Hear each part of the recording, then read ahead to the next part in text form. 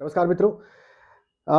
शिक्षा विभाग के लोग कल कैशलेस सुविधा के संबंध में घोषणा सुन चुके होंगे। आज का वीडियो इसी पर आधारित है। जो घोषणा हुई है वो कितनी लाभप्रद है शिक्षकों, शिक्षा मित्रों, अनुदेशकों, रसोइयों, इन सब के लिए। ये जो वीडियो जो है वो इसके पक्ष और विपक्ष यानी कि इसके प्लस और माइनस दोनों ही पक्षों पर प्रकाश डालने का एक प्रयास है। वैसे सामान्य तौर पर इस घोषणा का स्वागत किया जाना चाहिए, जो कि 5 सितंबर 2025 को मुख्यमंत्री ने इसको शिक्षक दिवस के दिन लाने की घोषणा की थी और जनवरी का महीना गुजरने से पहले इसकी घोषणा हो गई है। वैसे अभी इसका विस्तृत दस्तावेज आना बाकी है। ये पता चलना बाकी है कि किस तरीके से ये इलाज मिलेगा, खासकर प्राइवेट इंस्टीट्यूशंस में, और जो कवरेज होगी कैशलेस की वो किन किन बीमारियों की होगी, किन किन रोगों का इलाज इनमें मुफ्त हो सकेगा या कैशलेस हो सकेगा और कैसे हो सकेगा। जो जांच होती है, जो इन्वेस्टिगेशंस होते हैं बीमारियों के, वो बहुत महंगे होते हैं। उन पर ये व्यवस्था उनके लिए कितनी कारगर होगी, इसके भी अभी विस्तृत दस्तावेज सामने आने बाकी है। तो उसका इंतजार है, लेकिन उसके आने के बाद तो एक अलग विश्लेषण होगा और वो पूरा विश्लेषण होगा। लेकिन अभी जो प्राथमिक दस्तावेज सामने है, इसको समझा जाना बहुत जरूरी है।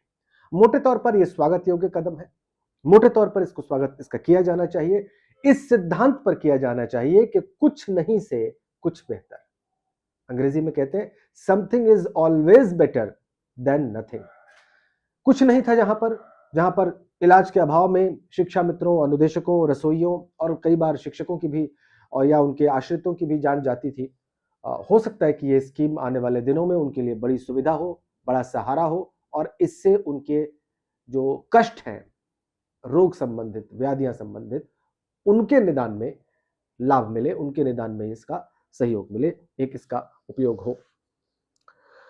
अब इसकी जो डिटेल्स निकल कर सामने आई हैं उन पर बात कर लेते हैं। मित्रों, अच्छी खबर यह है कि इसमें बेसिक शिक्षा विभाग के अंतर्गत जो कार्यरत लोग हैं, शिक्षक हैं, शिक्षा मित्र हैं, अनुदेशक हैं, विशेष शिक्षक हैं, रसोइये हैं, सबको कवर किया गया है। That's a good thing. ये एक स्वागत योग्य बात है।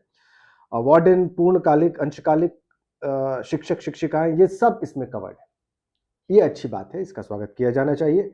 और एक और बात जो मुझे अच्छी लगी वो ये कि प्राइवेट जो हॉस्पिटल्स हैं उनमें आईपीडी यानी कि अंतर रोगी विभाग, इनमें उपचार हो सकेगा इस कैशलेस स्कीम के तहत। यानी कि अगर किसी निजी अस्पताल में आपको एक से ज्यादा रोगों के उपचार के लिए भर्ती होना पड़ रहा है, तो ये स्कीम वहां पर काम कर सकती है, जो कई केसेस में होता है। क्योंकि आदमी सामान्य तौर पर एक बीमारी लेकर जाता है, लेकिन वहां पर पता चलता है कि उसको मल्टीपल डिजीजेस हैं, कई बीमारियां हैं, और इन सूरत हाल में इस प्रकार की स्कीम का होना जरूरी होता है, जहां पर आपको कई रोगों का इलाज मिल सके और वो कैशलेस हो सके।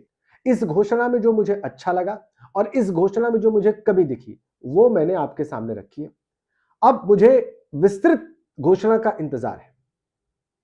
उस डिटेल डॉक्यूमेंट को देखकर हम यह समझ पाएंगे कि इस योजना का असल में कितना लाभ होना है, कितना फायदा होना है शिक्षा मित्रों, अनुदेशकों, रसोइयों, इन सबको। इस पर मैं तब बात करूंगा, लेकिन मुझे लगता है कि इस पर एक व्यापक चर्चा की भी जरूरत है, जिसमें सभी पक्षों के एक एक वक्ता बैठे।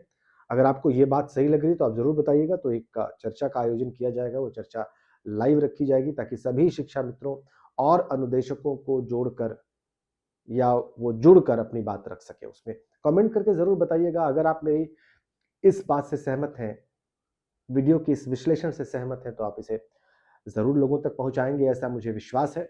और अगर नहीं भी है तो भी मुझे पता चलना चाहिए कि आप किन बिंदुओं पर असहमत हैं। Thank you so much.